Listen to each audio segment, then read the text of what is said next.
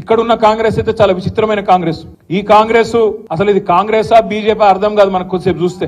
आप एक मिनट सोचो, ऊपर राहुल गांधी है दिल्ली में, उन्होंने क्या बोलते, चौकीदार चोर है बोलते, चौकीदार चोर है अंटाడు. మరి ఇక్కడున్న రేవంత్ రెడ్డి ఏమో నై చౌకీదార్ నీ అయినో చోర్ నీ అయినో హమారే బడే బాయి హై, చౌకీదార్ చోర్ హై అని ఆయన అంటాడు, ఈయననేమో బడే బాయి హై హమారే అని ఈయన అంటాడు. ఇంకొక మాట మీరు ఆలోచించండి, अदानी प्रधानी, अदानी के लिए काम करते प्रधानी అని राहुल गांधी अंटाడు, अदानी के लिए काम करते प्रधानी राहुल गांधी का बोलना है. यहाँ पे रेवंत रेड्डी क्या कर रहे, जाके अदानी से गले मिलते दावोस में, क्योंकि ठंड ज्यादा है वहां पे, गले मिल लिए, वहां डील कर लिए, दोनों कस के पकड़ लेके फोटोग्राफ ले रहे.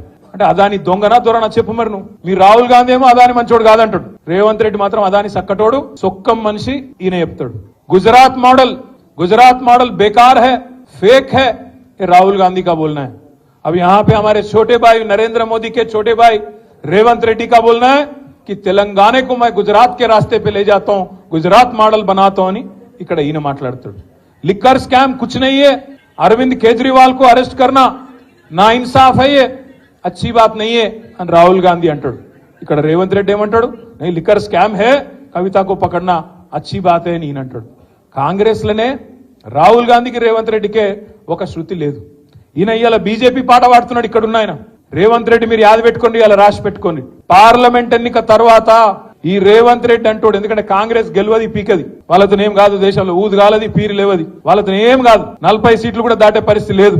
40 సీట్లు దాటకపోతే వెంటనే జంప్ అయ్యే మొట్టమొదటి క్యాండిడేట్ ఈ దేశంలో ఎవడన్నా ఉన్నాడా అంటే ఈ రేవంత్ రెడ్డి. మళ్ళా మొత్తం ముఠా కట్టుకొని ఈ నాగేందర్ను బిగేందర్ నా అందరిని తీసుకొని బీజేపీలకు జంప్ అయ్యే మొదటి క్యాండిడేట్ ఇదే రేవంత్ రెడ్డి. మీరు రాసి పెట్టుకోండి.